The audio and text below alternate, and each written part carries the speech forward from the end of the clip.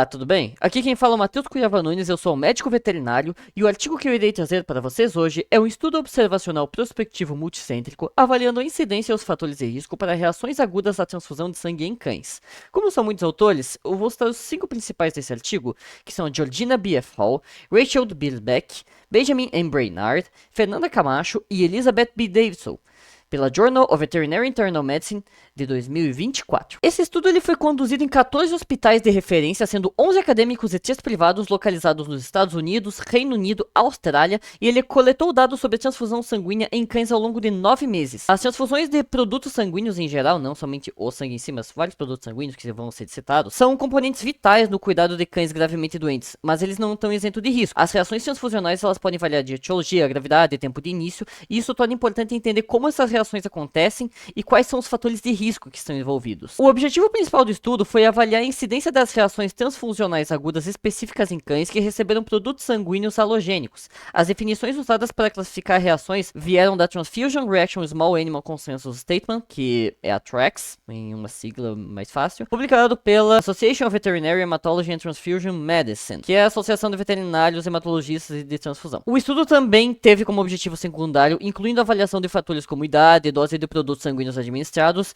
e o uso de leucorredução e a pré-medicação à compatibilidade de antígenos eritrocitários caninos DA1 e o uso de teste de reação cruzada. Durante o estudo, 1.542 transfusões foram administradas a 858 cães. Entre esses cães, 363 receberam mais de uma transfusão. Os produtos sanguíneos foram categorizados da seguinte forma: concentrado de hemácia, sangue total, produtos de plasma, que daí inclui plasma fresco congelado, plasma congelado armazenado, crioprecipitado, sobrenadante, plasma hiperimune e produtos plaquetários, como concentrado plaquetário congelado leucorreduzido, concentração plaquetário refrigerado, plasma rico em plaquetas, plaquetas liofilizadas caninas e albumina canina liofilizada. As indicações para o uso de produtos contendo hemácias foram agrupadas nas seguintes categorias: perda de sangue, hemólise, eritropoiese ineficaz, tratamento extracorpóreo, mais de uma indicação, outra ou desconhecida. Para produtos de plasma, as indicações incluíram suporte coloidal e volume de coagulopatia, hemorragia não induzida por coagulopatia, tratamento extracorpóreo, mais de uma indicação, outra e outras conhecidas. Essas aí também estão todas. Como a classificação das reações transfusionais, foram classificadas como subcategorias de reação febril não hemolítica, reações respiratórias como dispneia associada à transfusão, sobrecarga circulatória associada à transfusão, lesão pulmonar aguda relacionada à transfusão, reação hemolítica aguda, reação alérgica, hipocalcemia ionizada e reação hipotensiva. Das 1.542 transfusões, ocorreram 108 reações em 99 cães. Não foram relatados casos de lesão pulmonar aguda relacionada à transfusão, reações anafiláticas ou reações hipocalcêmicas. E a incidência de reações foi 8,9% para concentrado de hemácias e 4,5% para transfusões de plasma. E as reações mais relatadas, elas incluíram reações alérgicas, que 41 cães tiveram reações alérgicas com sintomas como sinais cutâneos, vômito, diarreia, e o tratamento incluiu nesses casos antihistamínico, que foi em 22, maroptan em 6 e dexametasona em 1 caso. Reações hemolíticas agudas, 21 cães eles apresentaram isso e foram tratados com antihistamínico, lidocaína e maroptan. Em 5 casos, a transfusão foi interrompida permanentemente. Já em reações febrilis não hemolíticas, que foi a reação mais comum da transfusão do concentrado de hemácia, ocorreram 41 cães. Paracetamol foi utilizado em 3 casos, antihistamínico em 2 casos e maroptan em 1 caso. 3 transfusões foram permanentemente interrompidas.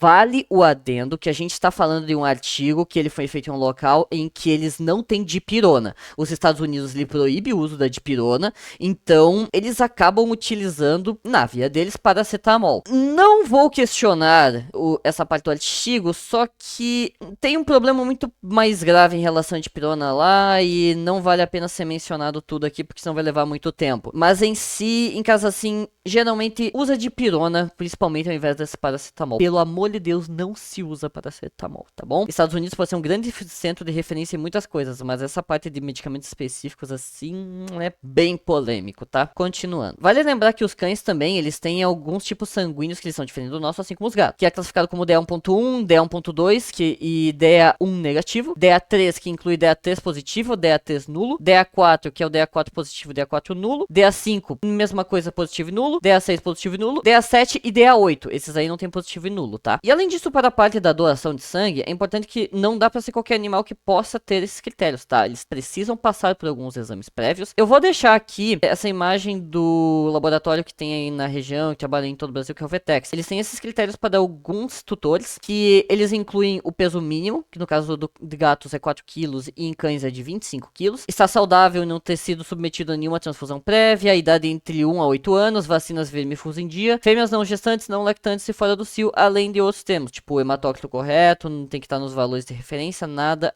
muito diferente, tá bom? É importante notar que as definições de uma transfusão não compatível com o DEA1 no estudo incluiu cães DEA1 positivos que receberam o sangue de DEA1 negativos. A realização do teste de reação cruzada sem histórico prévio de transfusão antes da primeira transfusão, ela ainda é controversa. Com um estudo retrospectivo mostrando uma maior mudança média de hematócrito em cães que receberam concentrado de hemácia compatível por teste de reação cruzada, e não foi possível avaliar consistentemente a elevação do hematócrito no estudo, mas as diretrizes da TRACS, elas sugerem que o teste de reação cruzada principal pode não ser necessário para cães sem históricos anteriores de transfusão. Em gatos é um pouquinho mais complicado. Gatos, eles têm poucos tipos sanguíneos, eles só têm o A, o B e o AB. Os principais fatores de risco identificados foram a idade dos produtos sanguíneos e a dose administrada. Produto de concentrado de hemácia, especialmente armazenados por mais de 21 dias, eles apresentaram maior risco por causa das reações. O risco ele foi ainda maior para sangue que foi armazenado de 28 a 44 dias também. Além disso, o aumento da dose de concentrado de hemácia administrado também foi associado a maior chance de desenvolver reação. A cada 1 ml por quilo adicionado de concentrado de hemácia, houve um aumento de 4% na chance de qualquer reação e 6% na chance de uma reação alérgica. Já cães que receberam transfusões enquanto eles estavam sob anestesia geral, eles tiveram uma incidência menor de reações. Um estudo anterior ele também documentou uma taxa menor de reação em cães que receberam transfusões entre 6 horas antes e 4 horas após uma cirurgia. 2 casos de sobrecarga circulatória associada à transfusão e 2 casos de dispneia associada à transfusão foram registrados, todos em cães que receberam concentrado de hemácia. Esses casos eles foram resolvidos após a interrupção da transfusão, então eles não continuaram realizando ela. A medicação ela foi administrada para reduzir a chance de reação em 14 cães que receberam 16 transfusões. O gluconato de cálcio ele foi usado em 8 casos, antistamínico em 6 e corticoide em 2 casos, mas o número não foi suficiente para uma análise dos efeitos, então eles não incluíram muito essa parte aqui. Em 19% das transfusões, os produtos sanguíneos eles ficaram a temperatura ambiente por mais de 4 horas, o que pode aumentar o risco de proliferação bacteriana. No entanto, nenhuma reação séptica foi registrada em nenhuma transfusão. O aumento do concentrado de hemácia administrado ele foi associado ao aumento nas chances da morte dentro de 24 horas após a transfusão. Esse aumento, no entanto, ele não pode refletir uma necessidade de grandes volumes de ressuscitação com produtos sanguíneos em condições críticas, em vez de uma relação direta entre a dose e o aumento das chances de morte por si só. O estudo, então, ele conclui falando em relação à idade e dose dos produtos, onde produtos sanguíneos mais antigos e em doses maiores, eles estão associados a um elevado risco de reações. Isso reforça a necessidade de gerenciar sempre cuidadosamente a rotação dos estoques e preferir produtos mais frescos sempre que possível. E além do ponto da leucorredução, que embora a leucorredução, que é a remoção dos leucócitos do concentrado de hemácia tenha sido aplicada em algumas transfusões, o estudo ele não encontrou nenhuma associação clara entre a leucorredução e a diminuição das reações. Então não teve nenhuma associação necessariamente entre as duas. Então o estudo, ele mais conclui falando em relação a essa análise que acabou tendo das reações transfusionais em cães, identificando também os principais fatores de risco e sugerindo melhoria na prática clínica da transfusão, para os médicos veterinários entender esse risco e prevenir ele da melhor maneira para garantir uma segurança, especialmente com alguns pacientes. Algumas pessoas ali realizam uma pré-medicação antes, muitos utilizam como um corticoide antes, muitas vezes a dexametasona em si. Alguns associam uma melhora em relação a isso, outros falam que não teve muita diferença. É sempre importante ter os medicamentos preparados e estar preparado também para interromper a própria transfusão sanguínea em caso tenha alguma reação. Só que como eles mostraram ali, dependendo da reação, esses não vão nunca utilizar paracetamol, tá? Eles mencionam essa parte do artigo, claro, para cães eles têm uma dose específica que até pode ser utilizada, mas é só em um caso de extrema emergência aqui. Não uso da dipirona, ele interfere muito nesses resultados por parte dos testes deles, então por esses dali não se baseiem muito mesmo, tá? Só que em relação a essa parte é sempre importante ter em relação a estes fatores para saber exatamente o que você vai fazer em uma relação de transfusão, o que você precisa pedir, cuidar e sempre estar atento. Além disso, o recado que eu dou mais é, se você tem um animal que ele tem idade, peso para fazer a doação, doe. Eu já perdi pacientes por não receberem transfusões sanguíneas, especialmente em felinos, que é muito difícil, o laboratório sempre tá em falta, então Se alguém tiver condições, compartilha com pessoas que têm animais para fazer a doação. É sempre muito importante e sempre vai ter gente que vai precisar, tá? Eu tenho certeza. Eles muito falam aqui do artigo da necessidade de ser o mais fresco possível o sangue. Só que por si só, a maioria do sangue ele acaba sendo fresco porque é muito difícil vencer. No mais era isso. Muito obrigado para quem acompanhou esse vídeo. Não se esquece de seguir, se inscrever, curtir aqui o vídeo. Críticas e sugestões construtivas são sempre muito bem-vindas. Comentários estão aí para isso também. Comente o que você achou. Qualquer coisa, só mandar uma mensagem. O link do artigo também vai estar aqui na descrição. Além que isso é apenas um recorte, não um artigo na íntegra. Então sempre recomendo dar uma olhadinha no artigo na íntegra, tá bom? Então é isso. Muito obrigado para quem acompanhou esse vídeo e até o próximo artigo. Tchau, tchau.